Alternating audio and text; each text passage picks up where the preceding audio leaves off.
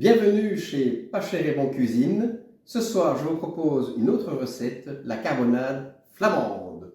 J'espère que vous avez encore en tête la recette précédente qui était les frites, parce que ça pourrait être utile pour l'accompagnement de ce plat du Nord. Le voici. Cela vous dit? Alors allons-y pour la recette.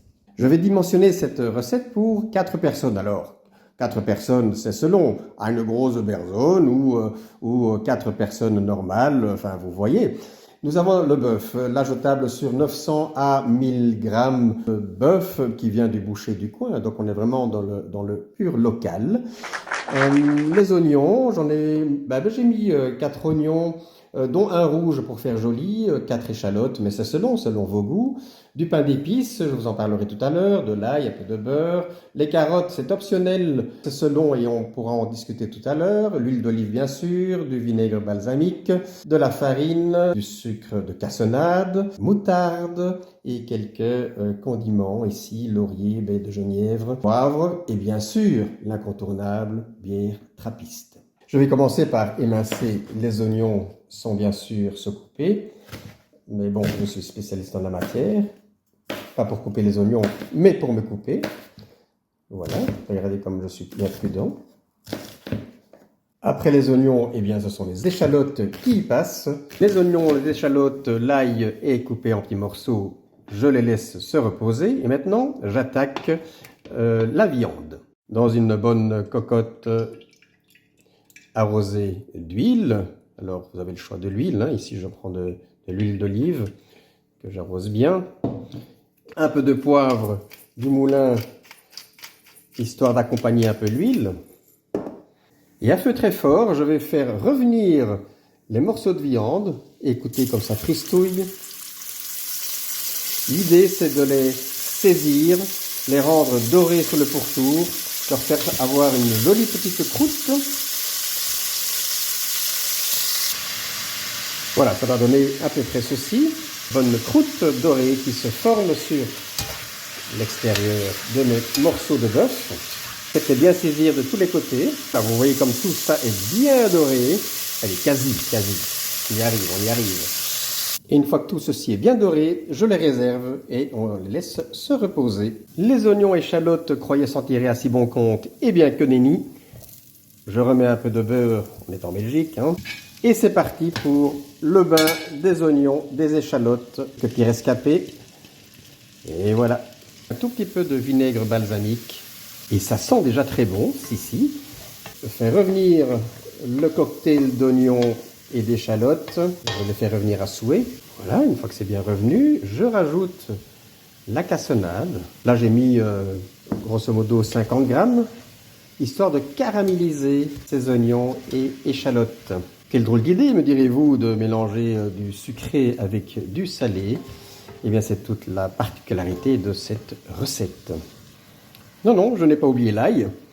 Voilà. Là, ce sera pour la cuisson lente. Hein. Et alors, ici, je rajoute un peu de farine, histoire de rendre plus tard la sauce un peu plus épaisse. Voilà, je n'exagère pas, il ne faut pas croire. Là, je suis aussi autour des 40 grammes, 50 grammes de farine.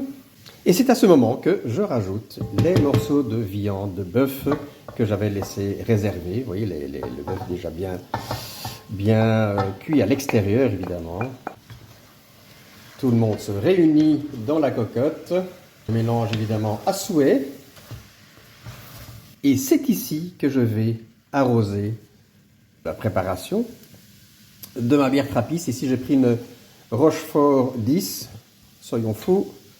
Vous voyez, ça couvre bien, mais je ne m'en tiens pas là, car je vais rajouter une chimée, mais une chimée blanche. Comme ça, je vais allier la bière trappiste ambrée avec une blonde.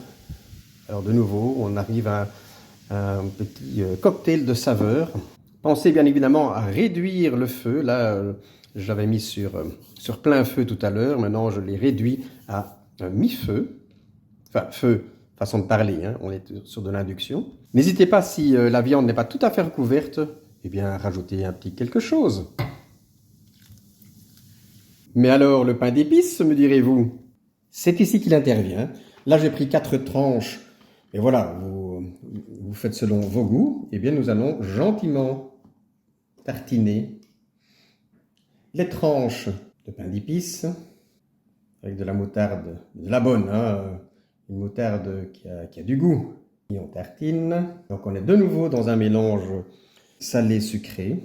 Il faut aimer, mais je pense que vous allez aimer. Voilà, là, je crois que j'étais assez généreux. Et je vais maintenant les faire flotter comme des petits radeaux. Et au fur et à mesure de la cuisson, ces pains d'épices vont tout doucement se dissoudre dans la sauce et ce ne sera que meilleur. Alors je rajoute quelques feuilles de laurier, voilà, ci et là, quelques petites baies de genièvre, histoire de donner un peu de goût. Je couvre le tout et nous allons laisser cuire gentiment cette préparation pendant 2 heures. Alors les carottes, je vous avais dit tout à l'heure, c'est optionnel. Si vous voulez en rajouter, ça peut donner un peu de couleur aussi, un peu de consistance. Je vous conseille de les rajouter au mélange après 1 heure de cuisson. Et comme ça, les carottes ont encore 1 heure pour cuire dans le plat. Donc comme vous le remarquez, je le cuis sur feu, enfin sur plaque. D'autres préfèrent mettre ça au four et donc mettre la préparation couvercle fermé au four à 175 degrés et après 1 heure de cuisson, comme prévu. Donc là, j'ai pris l'option carotte. Alors regardez déjà ce que ça donne. Pas l'air bon ça. Je vais rajouter les carottes dans la préparation. Rebelote. On remélange. Et c'est reparti pour au minimum 1 heure et on ira contrôler ce que ça donne ensuite. À tout à l'heure. Voilà, donc on est à plus de 2 heures de cuisson lente. On va voir ce que ça donne. Regardez-moi ça. Elle n'est pas belle la vie? Je pense que la carbonade est maintenant à point. Petit conseil, laissez reposer cette préparation toute la nuit. C'est encore meilleur si vous la dégustez le lendemain en le réchauffant. Alors, c'est vrai que j'ai mis 2-3 bières. Ceux qui préfèrent ne pas exagérer là-dessus, on peut changer ça en mettant 1 bière et du bouillon. Bouillon de bœuf, bouillon de légumes. Voilà, c'est selon. Bon appétit!